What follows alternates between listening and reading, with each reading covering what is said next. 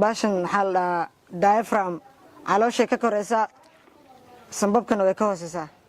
marka qofka bini'aadamku neefsanayo udhii markuu dhaayo asaa soo riixaya marka baalka hadhowna hoos bay u soo degaysaa markuu saan dhahayo wuxuu qaadanayaa hawada saan markuu dhahane saan dhaha hawada wuu neefsanayaa carbon dioxide usii deyn markuu saan dhahana oxygen ku soo qaadan gruubka koobaad magacaygu waa maxamed bashiir malays aniga ka soo jeeda fasalka 8aad dugsiga SMA Sayid Maxamed Academy oo gaar ahaan degmada Khalaafo waxaan maanta sharaxaynaa respiratory system nidaamka neefsashada iyo sida bini'aadamku neefsashada u qaato respiratory system helps waxay caawisaa the body jirka breathing waxay neefsataa it belongs inay qaadato oxygen removes ayna sii deyso carbon dioxide marka u horeyso neefsashada uu qofka bini'aadamka qaadanayo waxa ka horeeya inuu neefsado marka uu hawo nadiif ku neefsado hawada nadiiftu neefsanayo kow waxay ka soo bilaabanaysaa inuu neefta uu ka qaato nose-sanka oo waliba nostril labada dul carjowda kadib haddana waxaa ku xiga larynx halkan waxaa ku taalo buibax ballo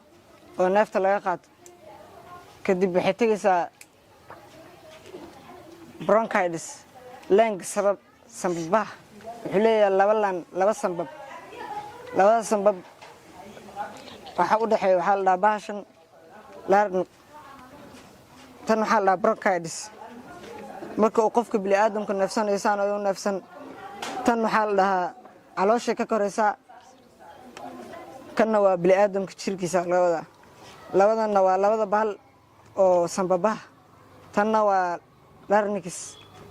markii uu neefsanayo qofka bini'aadamka saas ayuu neefsadaa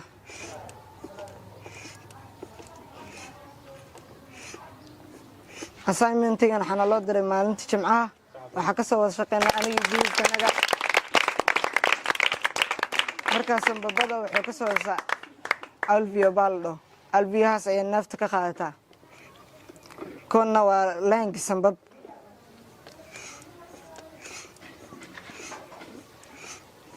saas marka neefsashada loo qaataa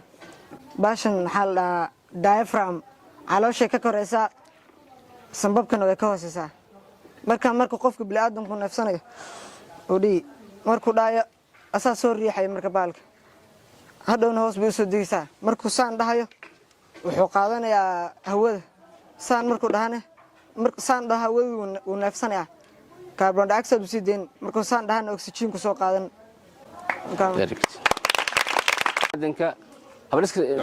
magacay waa nafs ibraahim cali waxaan dhigtaa fasalka 6aad dugsiga SMA su'aashan qabo waxa weeyaan waa maxay tuubada dheer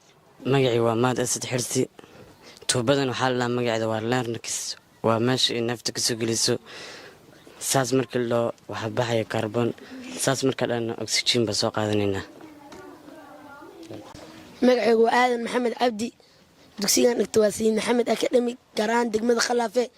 fasalkii waa fasalka 6aad su'aashu waxa weeyaan baasha oo soo tiriyay calooshana way ka sareysaa wayna ka hooseysaa sanbabka maxay ta markaad saadhaad neefta korka ma soo afufin neeftu way gelaysaa markaad saa u celisin way bixisa sababta keento ma sidan loo areenayo waxay soo qaadanaysaa areeda uu ka imaanaysa sanka labada dul waxa la dhahaa nostril labada dul bay ka imaan markaas saadhaad neef baa soo qaadan markaas saadhaadna way sii deyn sanka sii deyn markaa saas weeyaan waxaan u yeeraynaa ilaahay ma dusanay hadda gruubka labaad oo isna galaaska 8aad ah ayagana soo bandhigii soo kala ah